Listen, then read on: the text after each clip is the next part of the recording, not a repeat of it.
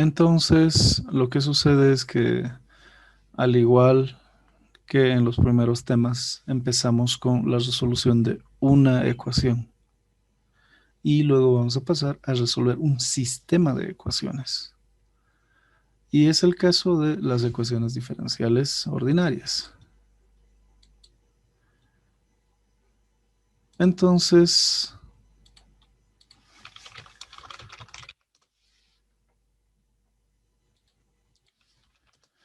entonces lo que va a pasar es que debemos repasar esto y plasmarlo en un sistema de ecuaciones diferenciales. ¿Por qué? Porque no todo en la vida se resuelve con una sola ecuación. De hecho, son un conjunto de ecuaciones complejas, cada vez más complejas, que van a modelar el comportamiento de un sistema. No vamos a decir que simplemente la temperatura en función al tiempo predomina en el diseño de un tanque. Bueno, puede existir los factores ambientales, puede existir radiación, puede existir el clima, puede haber inconvenientes al paso.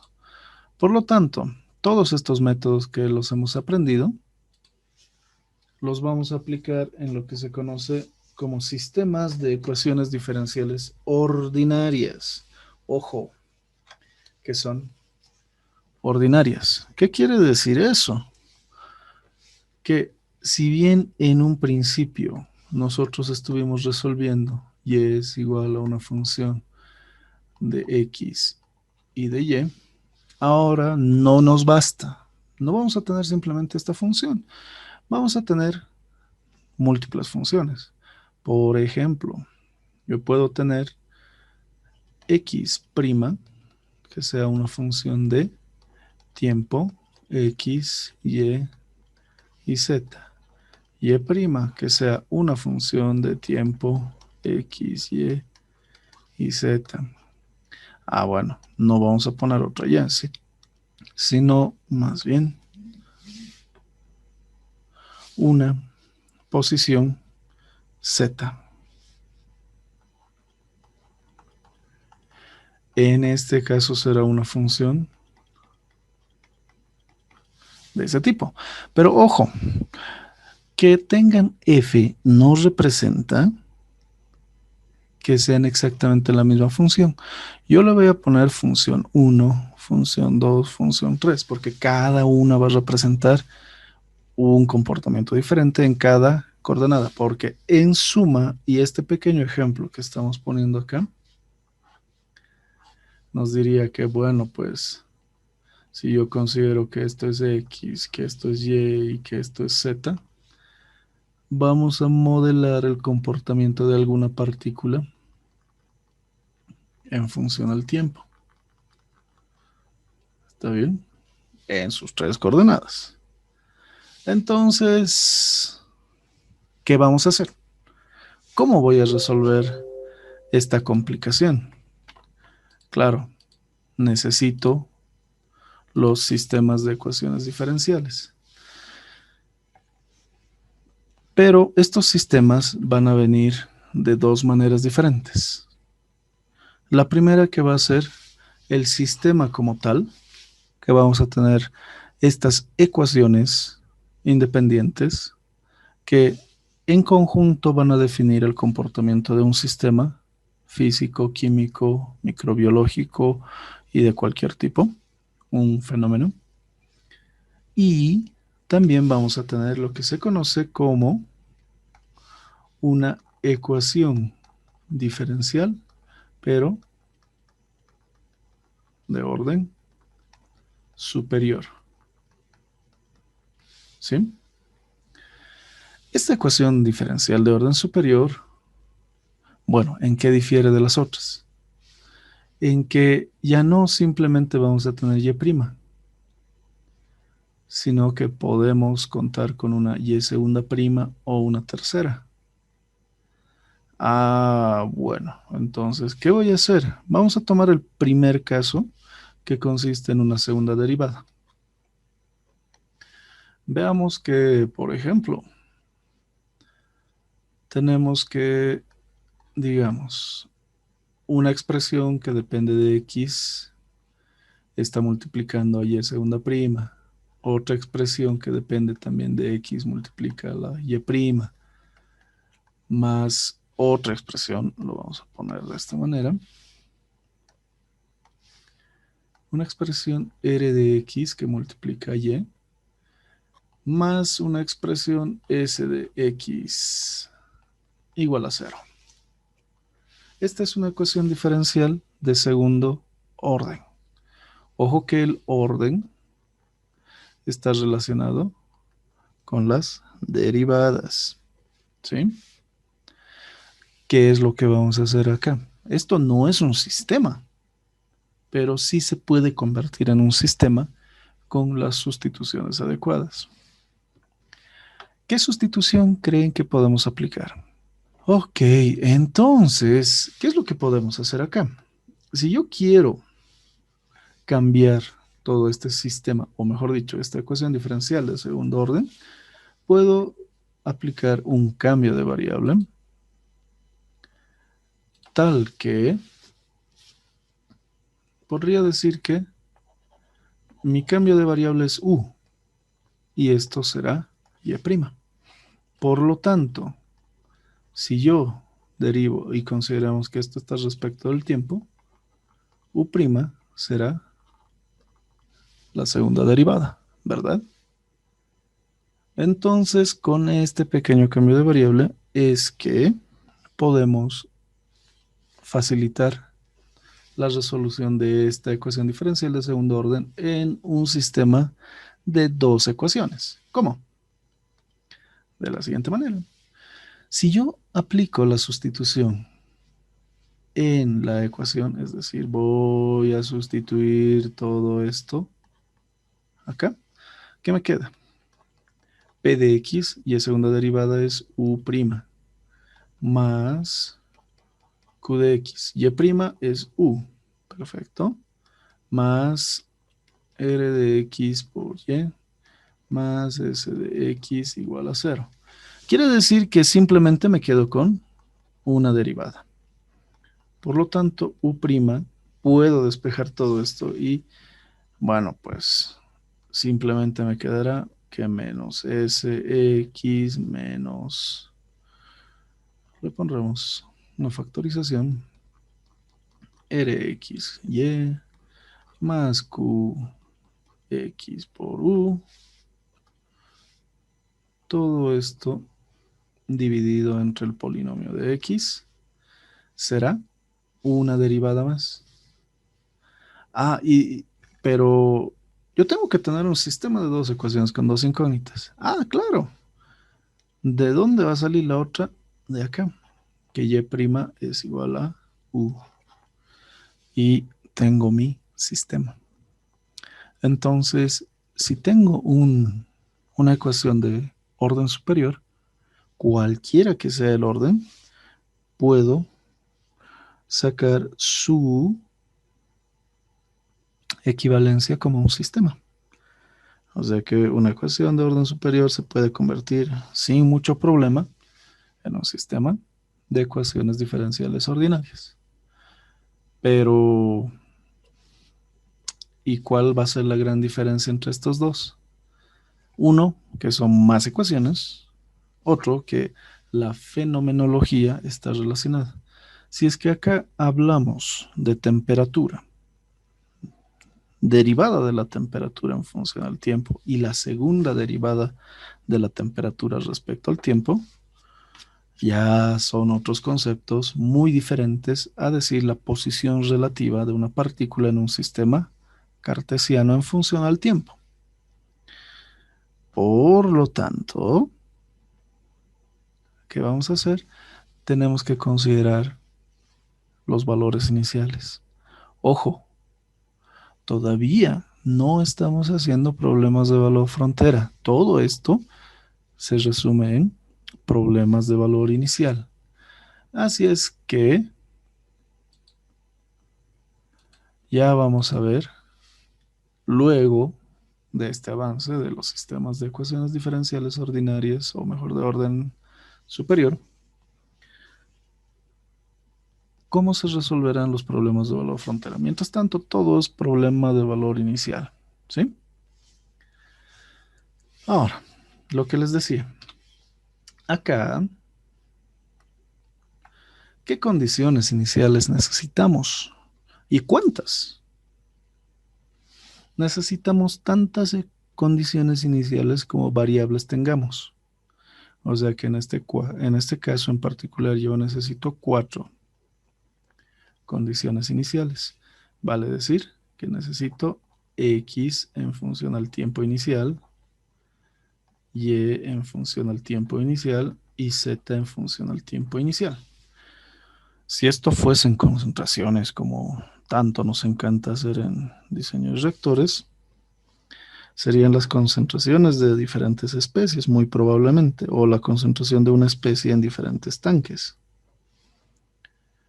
Así es que sí necesito esto, porque se resumiría en que necesito T0, X0, Y0 y Z0. Listo.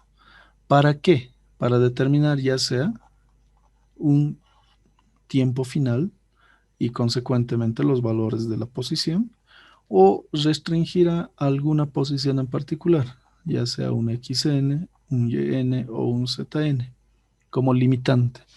Por ejemplo, yo puedo decir, no quiero que sobrepase este valor. Si en algún momento sobrepasa este valor, ¿qué voy a hacer? Voy a parar todo esto. Ah, bueno.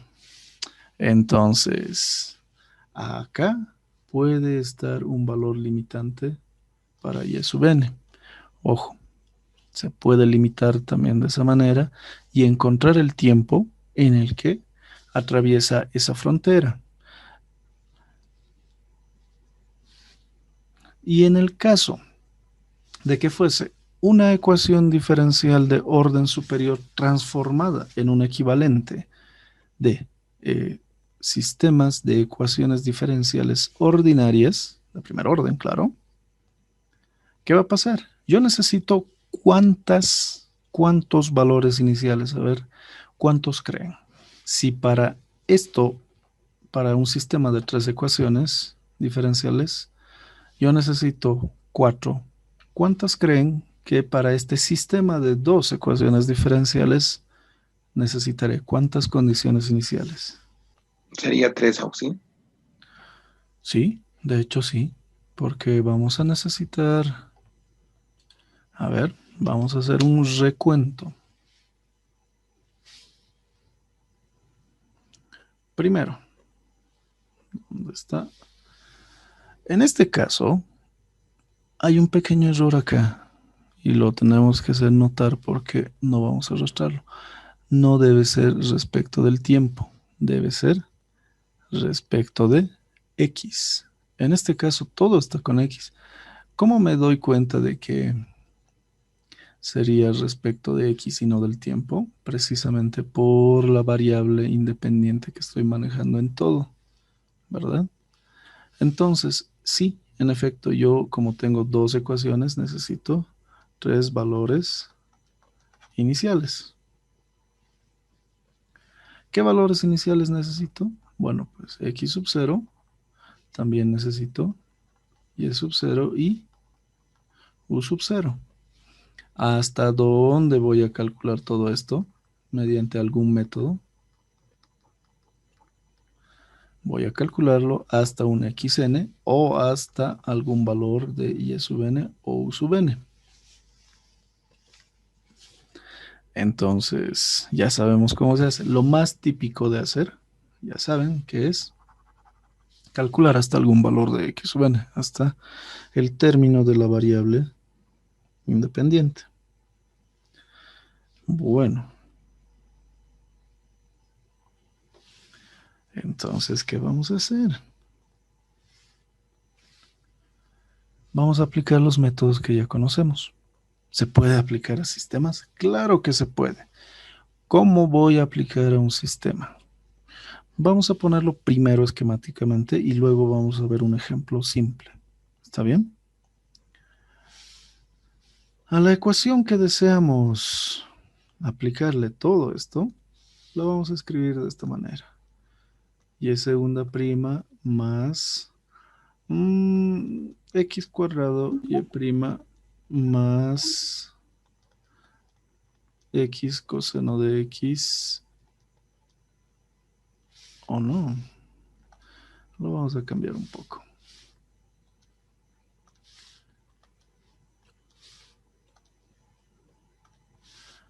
Y coseno de x, y esto que esté igualado a la exponencial de menos x, y listo.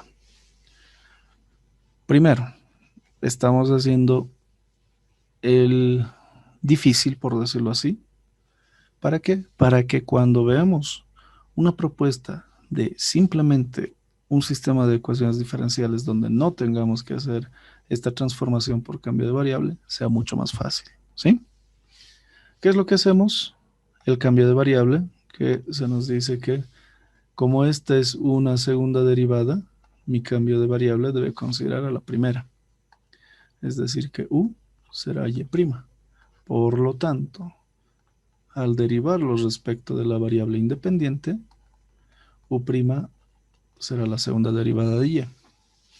Y cuando se sustituya todo esto, será u' más x al cuadrado por u más y por el coseno de x igual a la exponencial de menos x. ¿Verdad? ¿O estoy despejando mal? Alguien que me diga, por favor. ¿Está bien? ¿Está mal? A ver, veamos el chat. Está bien, Auxi. Perfecto. Ok, muchísimas gracias. Es que a veces yo me confundo y tenemos que evitar esos errores. Cualquier error lo tenemos que tratar de solucionar al principio. Ok, entonces, ¿en qué queda esto? En que yo voy a despejar u' y sea lo que sea que me salga, bueno, pues esa es mi función. Tengo que es exponencial de menos x menos y por el coseno de x menos x cuadrado u. Listo. Ya tengo una ecuación. Y también tengo la otra ecuación. Ah, bueno, entonces, y en resumen, el sistema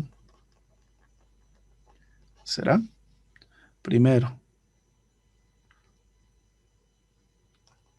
y' es igual a u.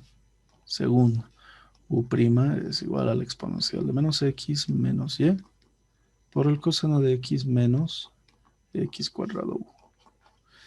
Listo, ya tenemos nuestro sistema. Otra vez, solamente que ahora sí le estamos poniendo expresiones a los polinomios para que no parezca tan abstracto, para que se nos haga algo más conocido, ¿verdad? Entonces, a ver, ¿qué valores necesitaría? Necesito conocer u para un valor de x sub 0 y necesito conocer y para un valor de x sub 0. ¿Cuál va primero? Este va primero. ¿Por qué? Esta es la primera variable. Van en esta jerarquía. Variable independiente, variable dependiente, derivada, segunda derivada. Y si existiese más, claro, en ese orden. Pero como pueden observar, yo no necesito conocer el valor de la derivada de orden superior. Acá el orden superior está como segundo, pero yo no necesito conocer ese valor. Eso es algo muy importante. ¿Sí?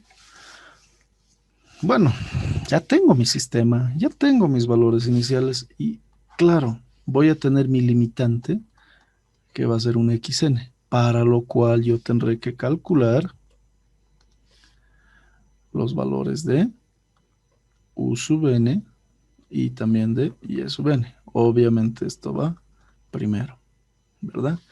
Y vamos a tratar de que todo esto encaje de la siguiente manera, en una bonita tabla, tal que tengamos x sub i, y sub i, y u sub i, que claro, es la derivada respecto de x de y sub i. Listo. Para lo cual todo esto va a empezar con un x sub 0, y sub 0, u sub 0, y va a transcurrir hasta un xn, un yn que se va a calcular y por ende un u sub n. Y recalcar lo que necesito calcular al final es esto, ¿verdad? Eso es lo que vamos a hacer y la forma en la que lo vamos a encarar es la siguiente. Vamos a iniciar con el método más simple que conocemos. ¿Cuál es el método más simple que conocemos? Método Euler. Euler. Bueno, Euler o como le dicen otros también, Euler. No hay ningún problema. ¿Sí? ¿En qué consistía el método de Euler? Porque es el más sencillo, lo tenemos que recordar bien. Euler, o también llamado Euler, nos dice que para una función de y de x que está conformada por x y y, nosotros podemos hacer un cálculo a partir de los valores iniciales que son x0 y y0 hasta un xn y encontrar, claro, y lo vamos a dejar en rojo, el valor de y sub n. Este es el importante. Esto mediante el método que nos dice que cada valor, y le vamos a poner y sub i más 1, es igual al actual valor, el siguiente valor es igual al actual, más un h que está multiplicado por la función evaluada en xy, y sub i. Y sí, no se confunden. Esta función es obviamente esta función. Y, claro, que este x está reemplazado con un x. No puedo equivocarme en eso. No puedo poner las cosas al revés. ¿Sí? Mucho cuidado con eso, por favor. Ahora, esto es para una variable. ¿Y qué pasará? Esto podemos decir 1D, si es que vale el término. Claro. ¿Qué pasa cuando yo quiero hacerlo en múltiples ecuaciones? No me gusta 1D. Así es que no lo vamos a llamar así.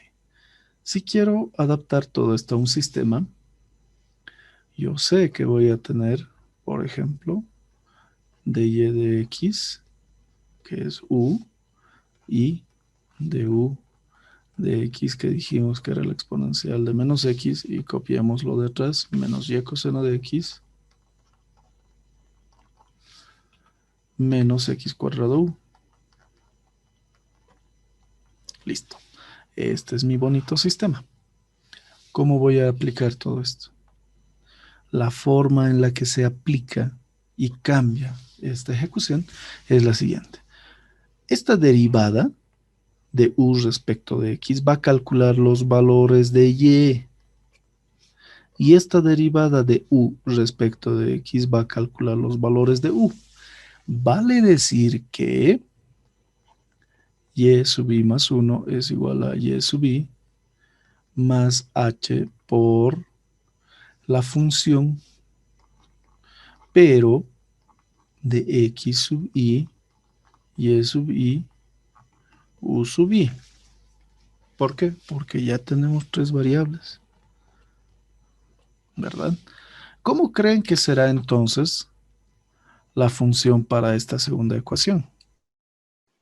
U sub i más 1. Ok, entonces este es u sub i más 1, que va a emplear a u sub i más h por la función con x sub i, y sub i, u sub i. Ojo, que cuando hablamos de estas funciones, dijimos que las funciones estas no son las mismas, por eso acá tenían su propio subíndice. Por lo tanto, deberemos de diferenciar de alguna manera todo esto. Ya, esto que sea la función f y esto que sea la función g. Entonces vamos a aplicar esa pequeña corrección acá y vamos a decir que esto es g. Listo. Y estoy seguro que alguien me va a decir, ¿y dónde está x? Que alguien piense en x, por favor. Ah, claro. X sub i más 1 es igual a x sub i más h. Esto se reproduce para cada paso. Lo que antes decíamos iteración, pero en este caso son pasos, porque vamos a calcular paso a paso cuáles son los valores. Hasta acá, y antes de preguntarles si es que han entendido, quiero aclarar que este H, y lo voy a resaltar para que se note, es el mismo. ¿Y cómo se calcula H? H se calcula con el valor final de la variable independiente menos el valor inicial de la variable independiente, dividido no entre H, sino entre un valor de n, que es el número de subintervalos que yo quiero obtener. Ah, bueno, ¿es el mismo H? Sí. ¿Estoy seguro? Claro que sí. Este H va a ser el mismo que acá, que es el mismo de acá y es el mismo de acá. Por lo tanto, calculo el H y lo voy a usar siempre. Y ojo, mucho ojo, por favor, con el orden. El orden en que ustedes planteen sus variables para las funciones tanto f como g, o si es que hubiese una tercera que le quieren poner h, q, patito o lo que sea, tiene que estar en un orden correcto, apropiado para el problema y principalmente para ustedes, porque imagínense que se les escapa algo y por alguna extraña razón ustedes invierten los valores de u y x, cosas raras van a pasar, ¿sí? Hasta acá. ¿Se entendió la explicación? ¿Estamos bien? ¿O alguien se me perdió? Por favor, dígame. Por ahora, todo bien, al parecer. ¿Y qué pasará si es que no quisiera usar Euler y quiero irme directo a la acción y quiero usar Rungecuta de cuarto orden? ¿Qué creen que va a pasar?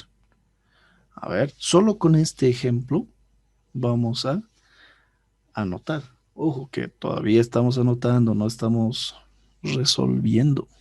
Saben que sale bonito en la pizarra, en el papel, en el libro, pero a veces hacer el problema es la complicación, ¿verdad?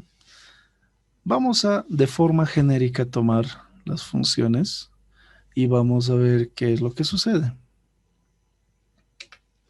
Si yo quisiera hacer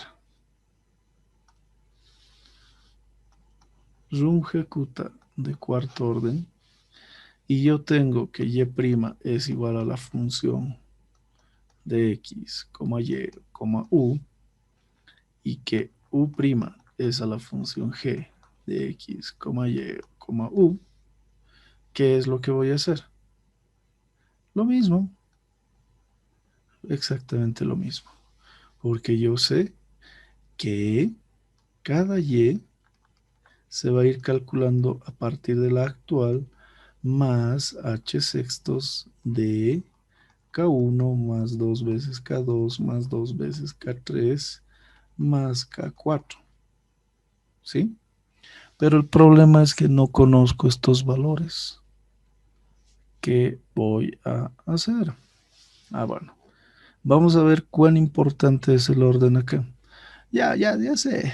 K1 es la función f que está con x sub i, y sub i, u sub i.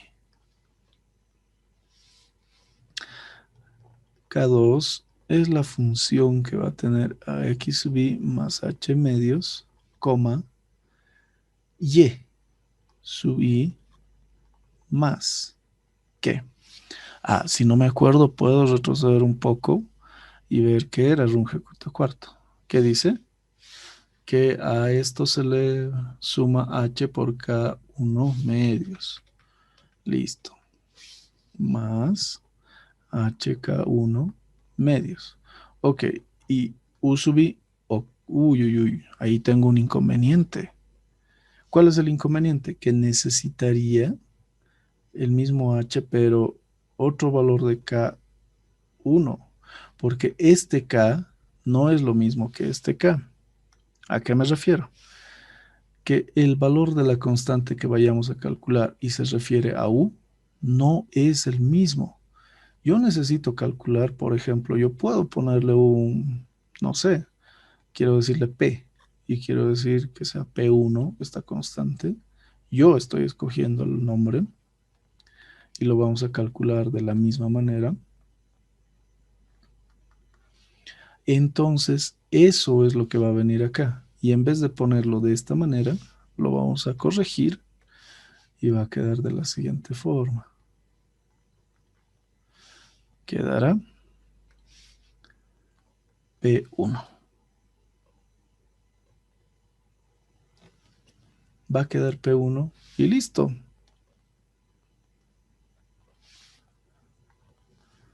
Ah, ya. Entonces, esa es la importancia de calcular en orden. A ver, si esto va a transcurrir de esta manera, ¿cómo creen que será todo lo demás? A ver, medítenlo unos 3 segunditos y vamos a ver el orden correcto en el que van las cosas. Ok. ¿Cuál tiene que ser el orden? El orden correcto para hacer todo esto, y lo vamos a escribir en otra diapositiva porque esta ya está bien desordenada. ¿Sí? El orden correcto, nos falta espacio. El orden correcto será, primero, establecer las ecuaciones diferenciales ordinarias, pero en sistema. Es decir, que voy a tener y' que va a ser igual a un f de x, y, u. Y voy a tener también un u', que será una función x, y, u. Segundo, valores iniciales o valores frontera. Quiere decir que debo conocer x0, y0, u0 y también debo conocer hasta dónde voy a avanzar. Tercero, en la aplicación del método. Aplicación. Y en este caso vamos a poner de Runge-Kutta 4. ¿Por qué? Porque es el más difícil. Si podemos el más difícil, deberíamos poder el más sencillo. En ese caso, primero voy a calcular K1 para, y esto hay que grabárselo, esto es para calcular Y con la función F. Segundo, se calculará lo que yo le voy a escribir como P1. Y esto es para calcular U, pero con la función G.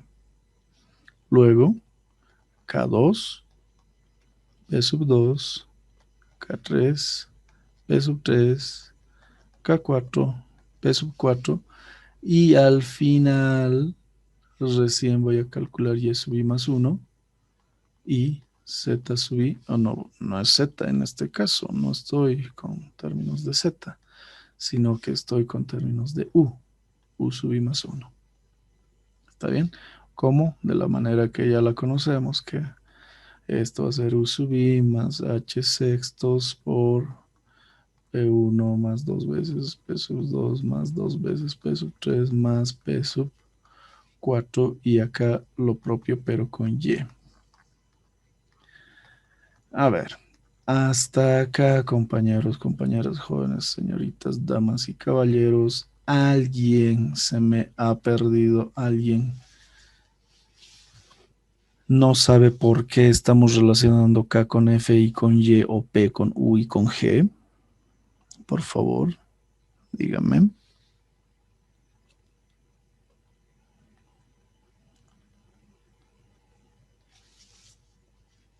¿Estamos todos bien? ¿Nadie se me ha perdido? Ojo que todavía estamos en papel virtual, pizarra. Y recién vamos a pasar al MATLAB cuando tengamos un pequeño sistema que resolver. Y claro, esto, recordárselos, es la reducción de un sistema o mejor dicho, de una ecuación diferencial de orden superior a su equivalente en un sistema de ecuaciones diferenciales de primer orden. Si ustedes tuviesen las ecuaciones directamente, ya es más fácil, ¿verdad? Ya no tenemos que hacer esta reducción. A ver, veamos el chat.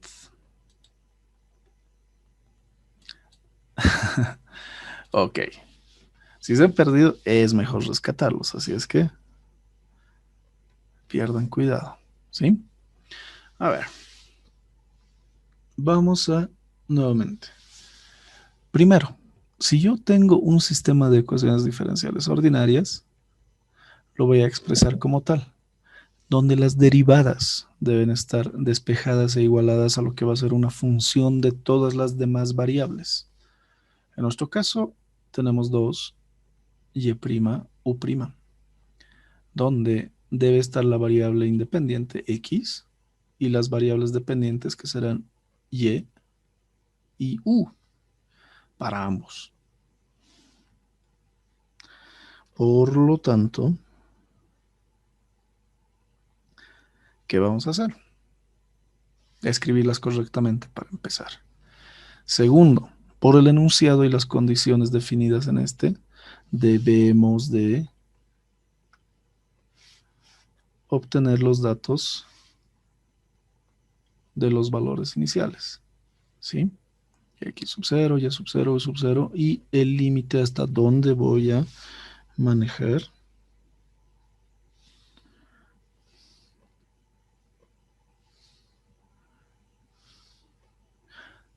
mis variables.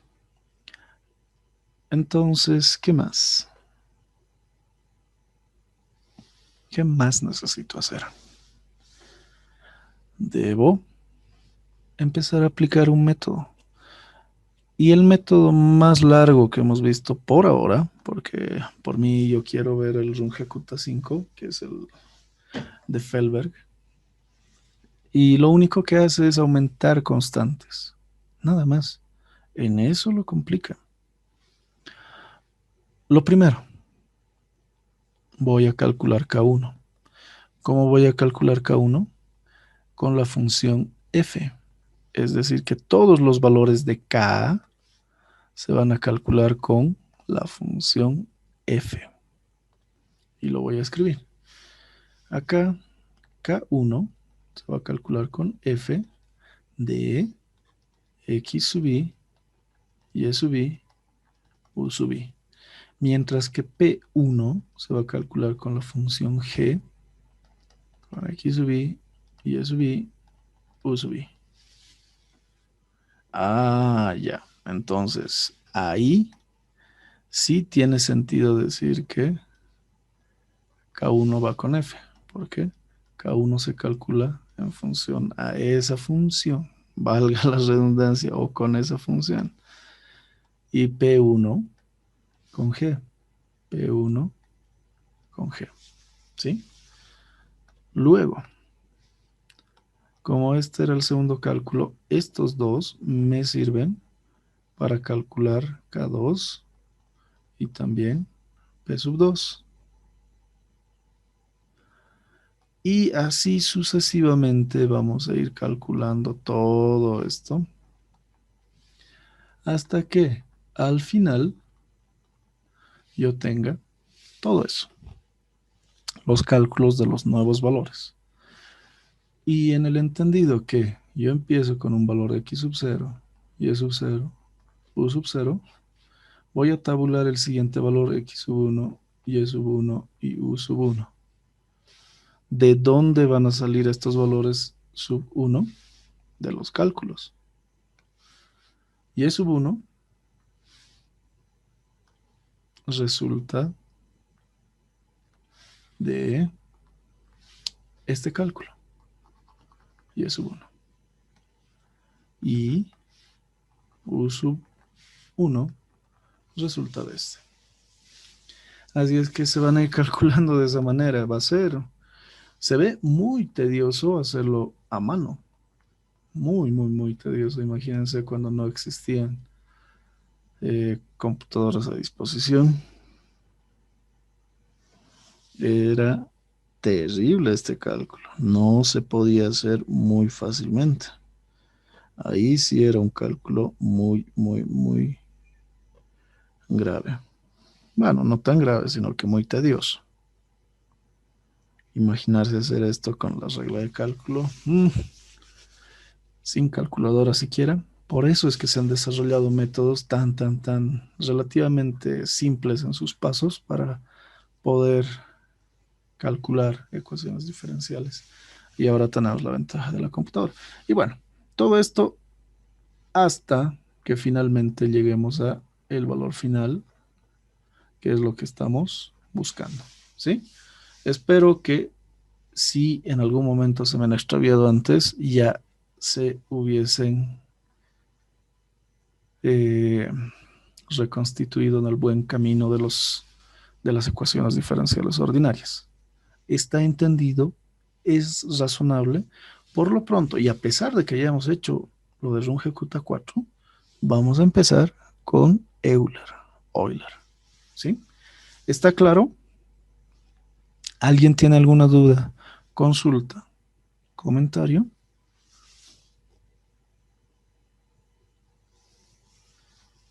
¿Y qué pasa si son más ecuaciones? Bueno, pues vamos a tener más cálculos. Ojo que tenemos 8 cálculos para 2 ecuaciones con Runge-Kutta-4. Si fuesen 4 ecuaciones, ¿cuántos cálculos vamos a tener? 16, porque cada constante para cada ecuación. 4 por 4, 16. Y acá tendríamos 4 cálculos. Bueno, 20 cálculos. Uf, solo para obtener 4 resultados. Considerable, ¿verdad?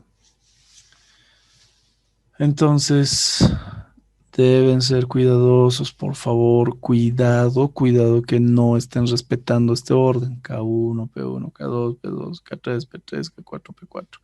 Cuidado que quieran calcular todos los Ks de una y todos los Ps de una.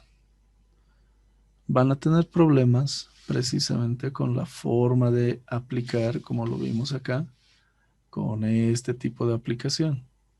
¿Sí? Porque el siguiente sería K3, que es F con xi más h medios, coma, y sub i más h k2 medios, coma, q sub i más h por p2, 2. Claro, pero yo necesito ya tener el p sub 2 calculado aquí, de la manera que sabemos, como es muy parecido a k2. Y claro, necesitaré calcular el k3 o el p3 para k4 y posteriormente el p sub 4. Ese es el pequeño gran problema, ¿sí? Dudas, consultas, preguntas, comentarios, por favor, antes de que hagamos el ejemplo en MATLAB. Perfecto. Entonces, por ahora, está bien. Y sí, con un programa en vivo y en directo, ahí es donde vamos a tener los inconvenientes. A ver, vamos a seleccionar. ¿Qué se representaría en una gráfica? Muy buena pregunta. En el caso de, y antes de graficarlo, nosotros estamos acostumbrados a que esto sea X y a que esto sea Y. Listo. Pero, ¿y dónde queda U? En el caso de MATLAB, depende un poco de nuestra habilidad y podemos usar un doble eje, donde acá se represente U. Acá esté mostrada la escala de U y tenga su propia grilla que nos muestre los valores. Y no nos es ajeno un gráfico de doble eje, donde podemos decir que este va a ser el comportamiento de la función f y este sería el comportamiento, digamos, de la función g. Vamos a aprender la siguiente sesión a representar gráficamente en dos ejes, pero no es la única forma. Recuerden que si es que esto fuese en función al tiempo y concentraciones, bueno, pues podemos graficar todo en la misma escala. Vamos a tener el decrecimiento de una especie. Vamos a tener la formación de otra. Y podemos tener una segunda inclusive por ahí. Igualmente. ¿Sí? Eso es lo que hicimos bastante en cinética química, en diseño de reactores 1, 2, incluso 3. Entonces, va a depender del sistema matemático, físico o químico, incluso microbiológico y en resumen fenomenológico que estemos considerando para el tipo de gráfica que se quiera obtener. ¿Sí? No va a ser siempre con doble eje ni en un solo eje. O incluso puede que sea logarítmica, semilogarítmica la representación, dependiendo del problema. Pero por lo pronto vamos a hacer algo simple. Y luego vamos a completarlo hasta lo más elaborado. Y a ver, vamos a escoger un bonito problema. Este ya lo hicimos, el de mezclas. El de reacciones está un poco largo. Vamos a tratar de hacer este.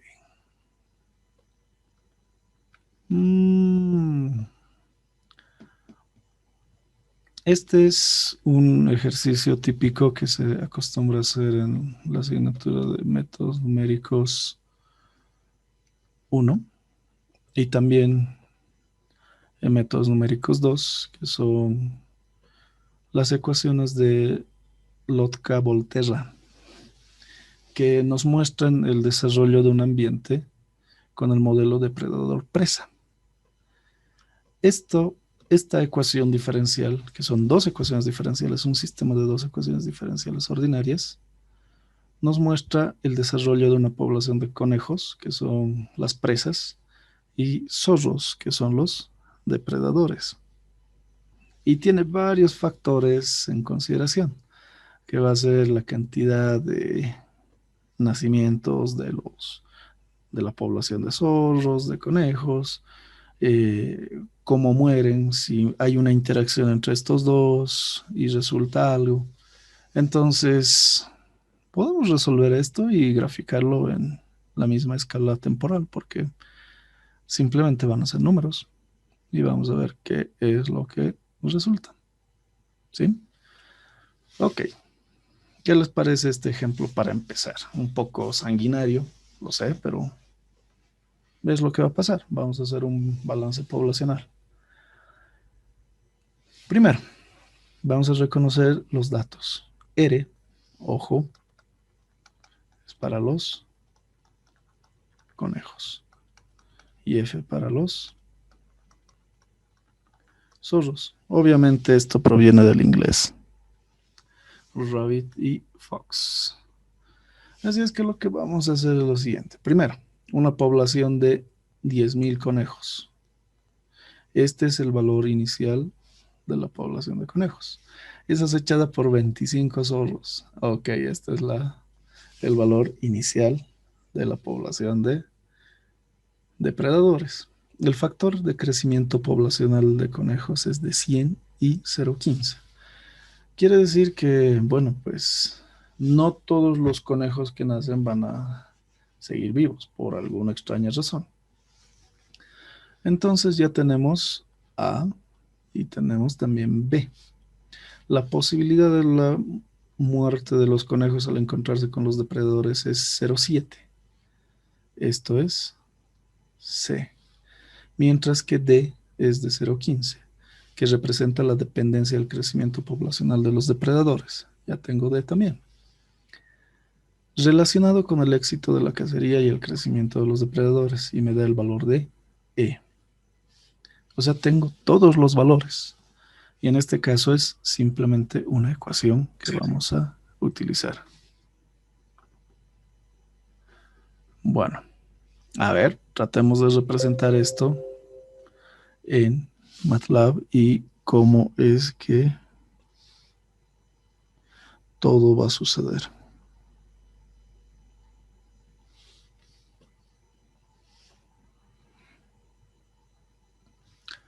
¿Alguien tiene alguna consulta antes de saltar al MATLAB? ¿A alguien no le parece que use conejos y zorros como ejemplo?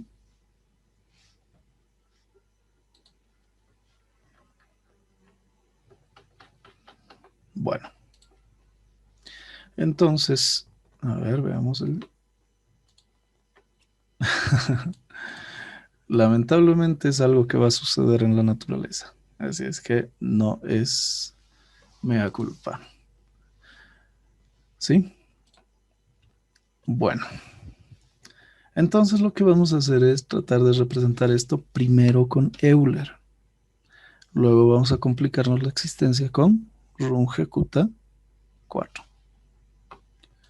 Vamos a MATLAB y vamos a tratar de resolver todo esto. A ver, vamos a crear una función que diga cacería. Suena feo, pero bueno, hasta que no lo guardemos, ese va a ser su nombre provisional. Vamos a tener dos funciones como habíamos anticipado. La primera función que, bueno, yo quiero que sea un W, será f de tiempo, conejos y zorros. Y vamos a poner que W tiene un valor de, y nos dice A por R multiplicado por 1 menos BR, 1 menos B por R, menos C, y vamos a poner C minúscula, por RF. Listo. Vamos a generar una segunda función que igual yo quiero que resulte en un W que no me va a cambiar las cosas con los mismos factores. R y F. Entonces este W sí es diferente porque es D por R por F menos E por F. Listo. ¿Ahora qué? A ver, ¿qué es lo que sigue? Ok, las constantes. Para empezar, lo que nos dice la rutina es que usualmente siempre borramos la ventana de comandos. Ojo, si por alguna razón ustedes no quieren borrar su ventana de comandos, aprecian los datos que tienen ahí, no lo borren. Simplemente no escriban eso y pongan cerrar todo y adelante. Entonces, por esta ocasión no vamos a borrar los resultados. Simplemente vamos a cerrar las ventanas de los gráficos que existiesen previamente. Necesito declarar las constantes como las tenemos en el problema. Primero que dice que A es de 100, B es de 0,15, C es de 0,7, D es de 0,015. Claro, es que los depredadores tienen un crecimiento mucho más reducido considerando a las presas. Entonces, por eso es que se toman esos valores. ¿Qué más? Necesito un tiempo inicial que obviamente parte en 0. Necesito un valor de R inicial y los conejos, estos roedores, son 10.000, mientras que F va a iniciar simplemente con 25. Y a ver, vamos a ver cómo se desarrolla nuestro modelo. Y un tiempo final que está para 100. Un tiempo final de 100 considerando un desarrollo cada unidad temporal, nos indica. Ojo, ojo, que las unidades deben tener consistencia. Entonces, sea lo que sea que nos están planteando, es consistente dimensionalmente. ¿Sí? Ahora, ya sabemos lo que vamos a hacer. Si alguien quiere calcular el número de subintervalos, lo podemos calcular porque simplemente es el valor de la variable independiente, el valor final de la variable independiente, menos el valor inicial dividido entre el tamaño del subintervalo. Y si tenemos alguna duda de que esta división no va a resultar en un número entero, aplicamos el comando ceil porque este nos va a redondear al siguiente número entero, al inmediato superior.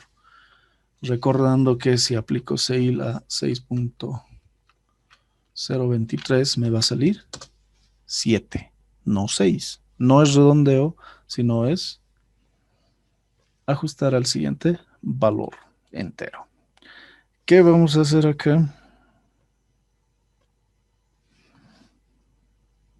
Vamos a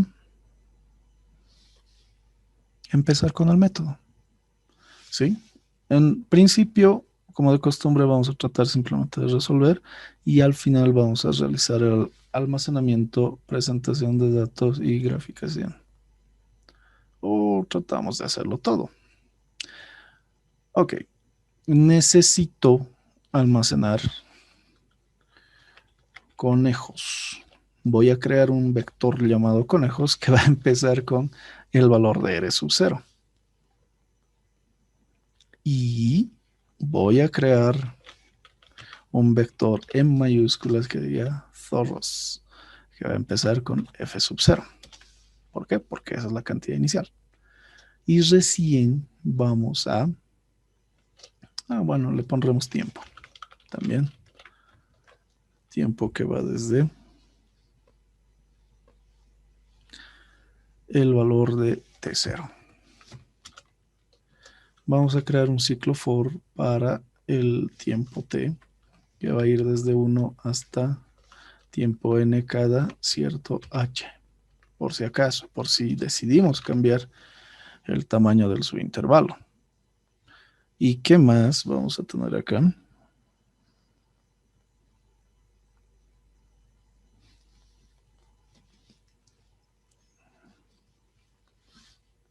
Debemos desarrollar el método. ¿Qué nos dice el método? Primero, que el siguiente valor, el R calculado, por ejemplo, va a ser al R inicial más H multiplicado por la función, y esta función contiene el término del tiempo, la cantidad de conejos y la cantidad de presas, o bueno, depredadores. Y si quiero cambiarlo para el cálculo de los depredadores, simplemente voy a cambiar la función y el origen. Este origen, bueno, pues zorros con zorros, conejos con conejos, y cada uno tiene su ecuación, va a funcionar. ¿Qué va a pasar? Que yo voy a almacenar conejos, digo que se van a almacenar automáticamente en conejos y RC. ¿Por qué? Porque es el calculado. Y voy a usar este mismo modelo para acá abajo. Y en vez de conejos, obviamente, lo que corresponde, los depredadores. Y acá vamos a poner F. Ya tengo los dos. Me corresponde actualizar los valores. Es decir, que como estoy tomando todo con R sub 0, tengo que decir que sí lo voy a actualizar al calculado y que el F0 también se va a actualizar al calculado y que además el tiempo 0 se va a convertir en tiempo 0 más H. ¿Sí? Con eso estamos ganando el almacenamiento, ya no vamos a obtener simplemente el resultado, pero mostraremos el resultado final y el resultado final va a ser FC y RC, RC, FC. Listo. ¿Cómo voy a mostrarlo? Fprint F. Vamos a tomar todo esto y decimos conejos tanto. 6.1D. No, F, perdón. Vamos a darle un espacio y ponemos solos con 6.1F y un salto de línea. Listo. Ahora hay que cruzar los dedos, pero primero guardar y ejecutar. Recuerden que no estamos cerrando y tampoco estamos graficando, entonces mejor graficaremos. El tiempo no lo estamos almacenando. Alguien se ha olvidado de almacenar el tiempo. Entonces lo que vamos a hacer es copiar esto y ponerlo acá. Y simplemente decir que el tiempo se va a almacenar automáticamente en este vector.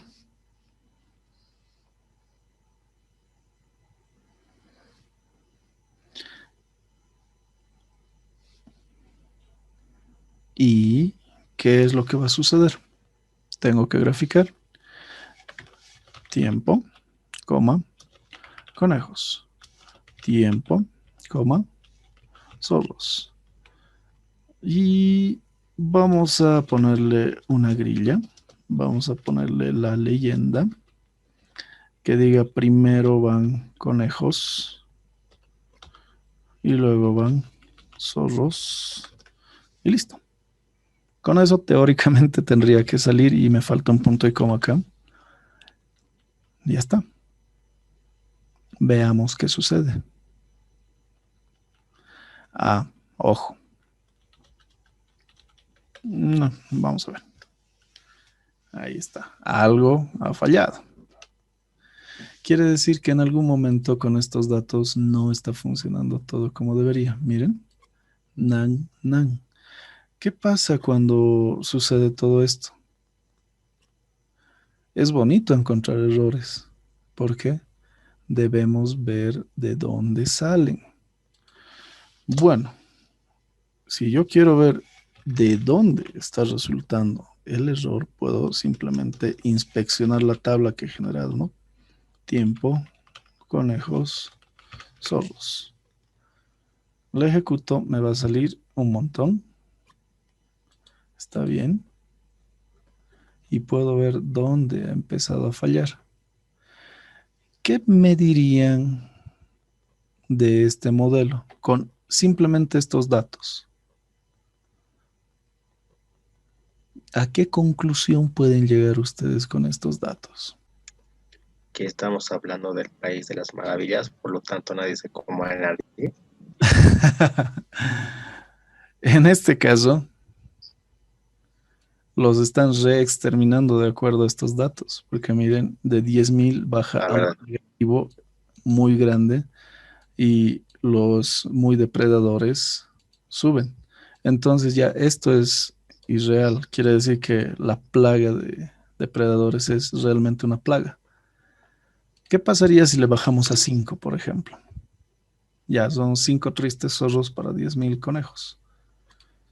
Veamos, sigue saliendo mal. Ah, ¿por qué? Porque es un tiempo muy prolongado.